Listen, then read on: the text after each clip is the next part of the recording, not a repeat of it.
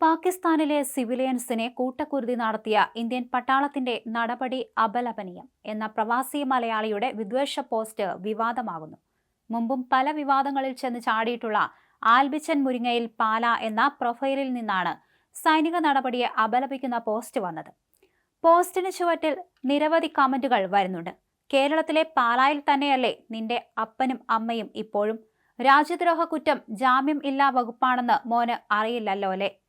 India നടത്തിയ ആക്രമണത്തിൽ സിവിലിയൻസിന് അപായം ഒന്നും ഉണ്ടായിട്ടില്ലെന്ന് ചിലർ കമന്റ് ഇടുന്നുണ്ട്. ഏത് സിവിലിയൻ എവിടെ മരിച്ചു? US ഇറാഖിൽ കൊന്നതോ തീവ്രവാദികൾ കശ്മീരിൽ കൊന്നതോ ആയ കണക്ക് നോക്കുമ്പോൾ ഇത് 0.001%. ഇവനെ പോലെ പോസ്റ്റ് ഇടുന്നവന്റെ പോസ്റ്റ് സൈന്യത്തിന് NIAയ്ക്കും അയക്കണം. അമേരിക്കയിൽ താമസിക്കുന്ന ആൽബിച്ചൻ മുരിങ്ങേലിനെ ട്രംപ് പോലും ഇന്ത്യൻ സൈനിക നടപടിയെ പിന്തുണച്ചെന്ന് ചിലർ ഓർമ്മിപ്പിക്കുന്നു. എന്നാൽ അമേരിക്ക പാകിസ്ഥാനോടൊപ്പമാണെന്നും അപ്പോൾ താനും അങ്ങനെയാണെന്നാണ് ആൽബിച്ചന്റെ മറുപടി.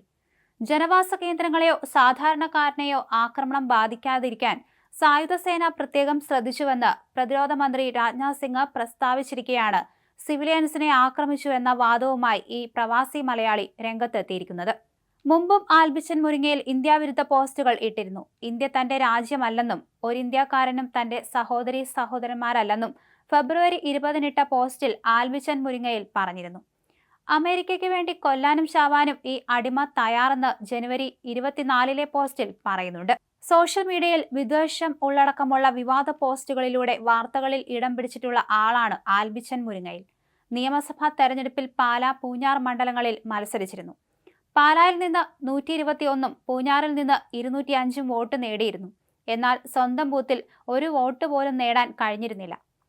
തൃക്കാക്കര ഉപതെരഞ്ഞെടുപ്പിൽ ഇടതുപക്ഷ സ്ഥാനാർത്ഥി ജോ ജോസഫിന് പിന്തുണ പ്രഖ്യാപിച്ച് ക്രിസ്ത്യൻ ലീഗിന്റെ ചെയർമാൻ എന്ന നിലയിൽ ആൽബിച്ചൻ രംഗത്തെത്തിയിരുന്നു. അതിനു മുമ്പ് ക്രിസ്ത്യൻ ലീഗ് സ്ഥാനാർത്ഥിയായി തെരഞ്ഞെടുപ്പിൽ മത്സരിക്കുമെന്ന് ആൽബിച്ചൻ മുരിങ്ങയിൽ പ്രഖ്യാപിച്ചിരുന്നു.